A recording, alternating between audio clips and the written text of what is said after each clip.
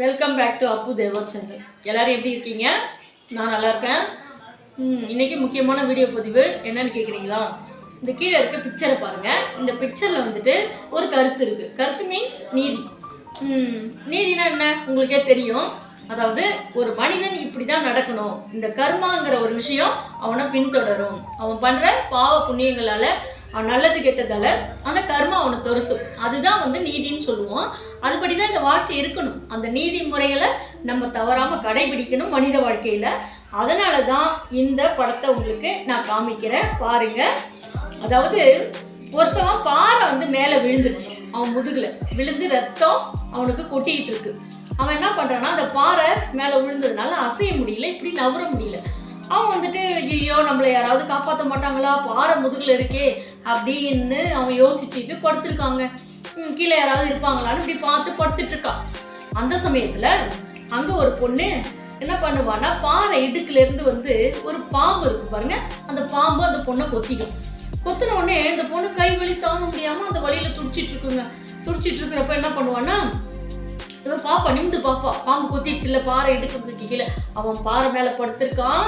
அவன் மேலே பாறை விழுந்து கிடக்கு. அவன் ரத்தம் பட்டு முதுகு உடஞ்சி அடிபட்டு ரத்தத்தில் கிடக்குறான். அதுக்கு கீழே இடுக்குல பாம்பு இருக்கு. அதுக்கும் கீழே தான் இந்த பொண்ணு இருக்கு. இந்த பொண்ணை பாம்பு கொத்திட்டு அது பாறையில மறந்துடுச்சு. இந்த பொண்ணால கை வலி தூக்க முடியல, பயமா இருக்கு. பாம்பு கடிச்சிச்சுன்னா என்ன ஆகும்?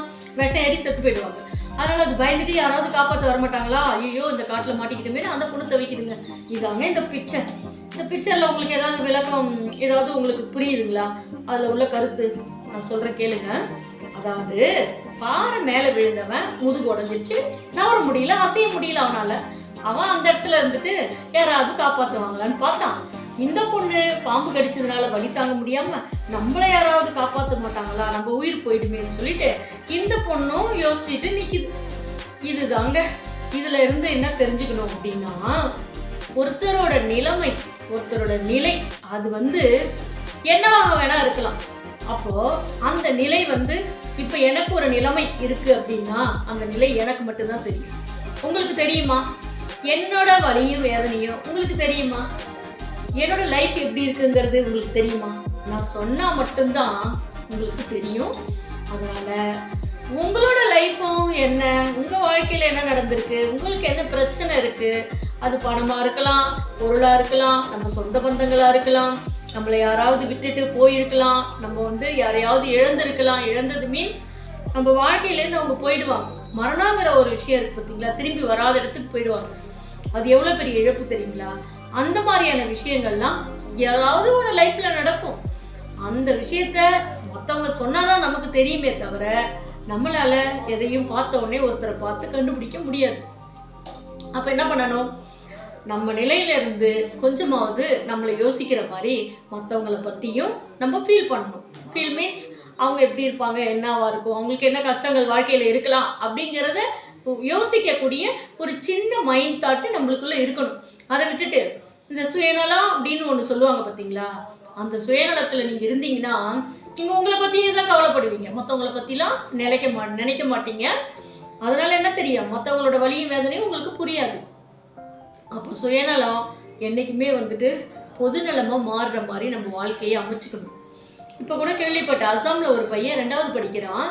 அவன் 2nd ஸ்டாண்டர்ட் படிக்கிற ஸ்டூடெண்ட்டுக்கு அவ்வளோ அறிவு இருக்குமான்னு தெரியல. பாம்பு ஒன்று உள்ள ஸ்கூலுக்குள்ளே கடந்திருக்கு. அதை தூக்கிட்டு வெளியில் போய் கொண்டு போட்டிருக்கான். போடுறப்ப அவன் இறந்துட்டான். இறந்த உடனே பாம்பு அடித்து இறந்துட்டான். அங்கே அந்த ஸ்கூலில் இருக்க 100 பேரை அவன் உயிரை காப்பாற்றிருக்கான். அப்போ அந்த இடத்துல அந்த ஒரு குழந்தை தான், 7 வயசுங்கிறது ஒரு குழந்தை மாதிரி தான், குழந்தை தான். அப்போ என்ன பண்ணியிருக்கான், அவனுக்கு ஒரு அறிவு வந்திருக்கு. படத்தில் பார்த்துருப்பான், யாராவது சொல்ல கேட்டிருப்பான். அதனால் என்ன பண்ணான், அந்த பாம்பை தூக்கிட்டு போய் வெளியில் போட்டான். அவங்கள ரெஸ்கியூ பண்ணான். அந்த ஸ்டூடெண்ட் 100 பேர் அங்கே காப்பாற்றப்பட்டாங்க. அப்போ ஒரு தாய் அழுதா கூட இன்னைக்கு 100 பேர் 100 பேர் ஸ்டூடெண்ட்டோட தாய் அழாமல் இன்னைக்கு அவங்களோட உயிரை காப்பாற்றிருக்கான்.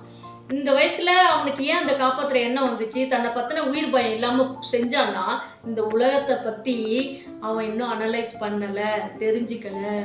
உலகம் இப்படிப்பட்டது அப்படிங்கிறது அவன் புரிஞ்சுக்கலை. அதனால் இந்த பூமிக்கு அவன் எப்படி நேர்மையானவனா நல்லவனா ஒரு தாயின் கருவறையிலேருந்து வந்தானோ அது போலத்தான் இருக்கான். அதாவது களிமண்ணை பிடிச்சா அது எந்த வடிவத்தில் வேணால் நம்ம செய்யலாம். அந்த மாதிரி தான் ஒரு விநாயகரை பிடிச்சி சாமின்னு கும்பிடலாம், ஒரு அரக்கனை சிலையாக செஞ்சு வச்சு அவன் கையில் கத்தி கொடுத்தா வெட்டுற மாதிரி நம்மளுக்கு ஃபீல் வரும். அதனால களிமண் மாதிரி தான் குழந்தைங்க. அந்த பிறந்த உடனே இந்த பூமிக்கு வர்ற வரைக்கும், அவங்க வளர்ந்து ஆளாகி வர்ற வரைக்கும் அவங்க மனசில் எந்த ஒரு கெட்ட எண்ணமும் சிந்தனைகளும் இருக்காது, மகிழ்ச்சியின் உச்சத்தில் வாழ்வாங்க. அதனால தான் சொல்லுவாங்க குழந்தை லைஃப் வந்து குழந்தையும் தெய்வமும் ஒன்றுன்னு சொல்லுவாங்க. அந்த மாதிரி அந்த இளமை காலம் ரொம்ப சந்தோஷமானது. மற்றவங்களை பற்றி மற்றவங்களால் அவங்களுக்கு அஃபெக்ட் ஆகாதனால அவங்க நல்ல குணத்தோடு இருப்பாங்க. இந்த பூமிக்கு எப்படி வந்தாங்களோ அதே மாதிரி இருப்பாங்க. அதனால தான் அந்த பையன் வந்துட்டு அந்த பாம்பை தூக்கி கொண்டு போட்டு ஐயோ இது வெடிச்சு போயிடுமே, இந்த இடத்துல இருந்தால் எல்லாரும் செத்து போயிடுமேன்னு சொல்லிட்டு அவன் அக்கறையாக எடுத்துகிட்டு போய் போட்டான். அங்கே வந்து செல்ஃபிஷ்லாம் அவனுக்கு தெரியாது. அந்த மாதிரி எந்த மனிதனும் நம்ம வாழ்க்கையில் லாஸ்ட் வரைக்கும் பிறந்ததுலேருந்து கடைபிடிச்சு நம்ம சாகிற வரைக்கும் வாழ முடியாதுங்க. ஏன்னா இந்த சமுதாயம் அப்படி, நம்ம சூழல் அப்படி, நம்ம வாழக்கூடிய சூழல் அந்த மாதிரி. நம்ம வீடு இருக்குன்னு வச்சுக்கோங்களேன், அந்த வீட்டில் கூட அப்படிப்பட்ட சூழல்கள் இருக்கும்.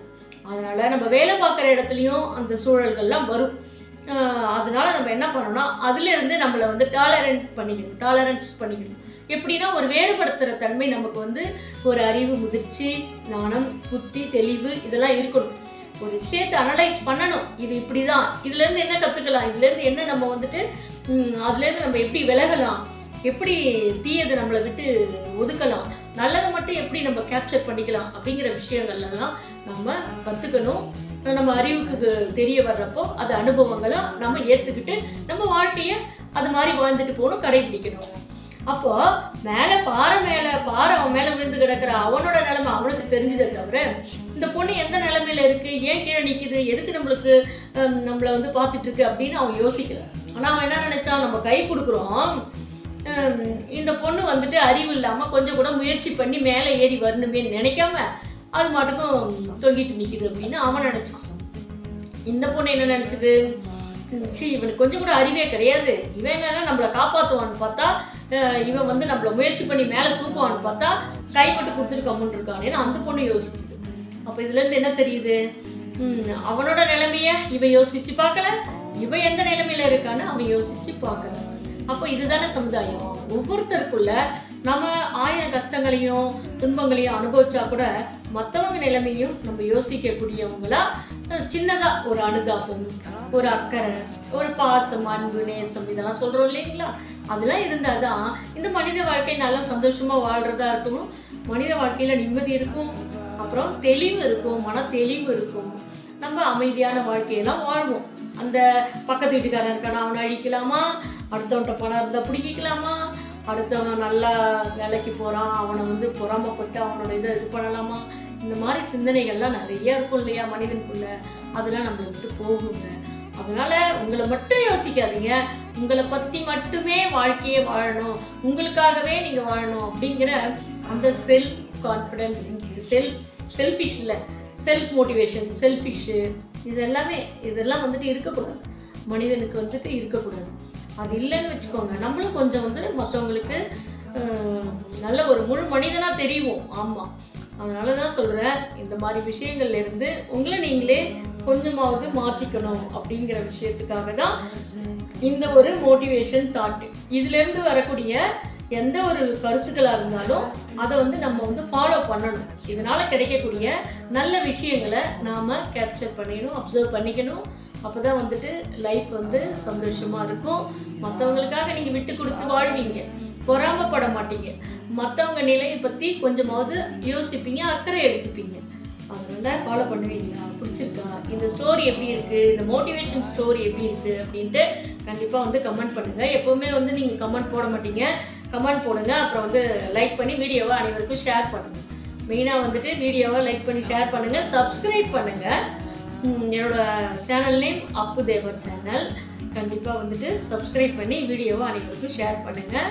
Humble request. Thank you very much. Once again நான் சொல்கிறேன், இந்த மாதிரி தான் நம்ம செல்ஃபிஷ் நம்மளை விட்டு போகணும், கொஞ்சமாவது மற்றவங்களை பற்றி நம்ம யோசிக்கணும் அப்படிங்கிற விஷயம். அது சொந்த பந்தங்களை தான் கிடையாது, மற்றவங்களையும், நம்ம நெய்பர்ஸாக இருக்கலாம், நம்ம கொலீக்ஸாக இருக்கலாம், யாரை நம்ம ரிலேஷன் யாராக வேணா இருக்கலாம், நம்ம வந்துட்டு மனிதனாக பார்க்கணும். அவ்வளோதான், மனிதர்களாக மனிதனாக பார்க்கணும். அதை தான் நம்ம வந்துட்டு கடைபிடிக்கணும். நான்லாம் அப்படி தான் பார்ப்பேன். யாருக்காவது ஒரு நல்ல மனசு நல்லவங்களா இருந்தால் அவங்களுக்கு ஒரு ஹெல்ப் பண்ணணும்னு நினைப்பேன். அந்த மாதிரி நம்மளை பார்த்து ஏதாவது ஒரு நல்ல வார்த்தை கேட்டுட்டாங்கன்னா அவங்கள வந்து இவ்வளோ நல்லவங்களா அப்படின்னு யோசிப்பேன்.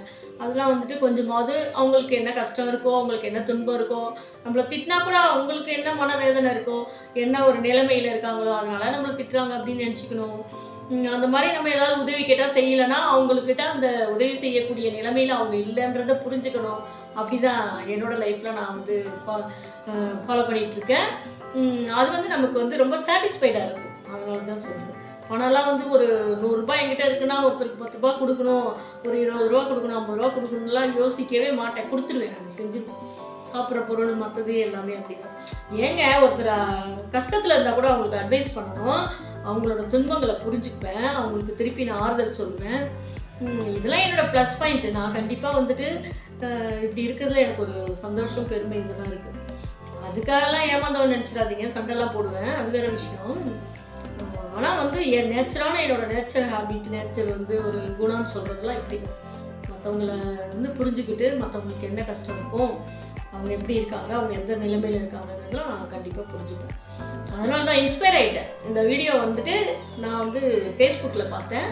அதில் பார்த்தோன்னே எனக்கு ஒரு இன்ஸ்பிரேஷன். நம்ம மாதிரியே இப்படி இதெல்லாம் வந்துட்டு இப்படி மனசில் வச்சுக்கிற விஷயத்த மற்றவங்களுக்கு சொல்லி புரிய வைக்கணும். அப்படி தான் மற்றவங்களையும் நம்ம வந்து பார்க்கணும் அப்படிங்கிறதுக்காக தான் இதை சொன்னேன். அதாவது இதுக்கு அர்த்தம் என்னென்னா, தன்னை மட்டும் யோசிக்காமல், தன்னை பற்றி மட்டும் நினைக்காம இந்த லைஃப்பை வாழணும் அப்படிங்கிறது தான்.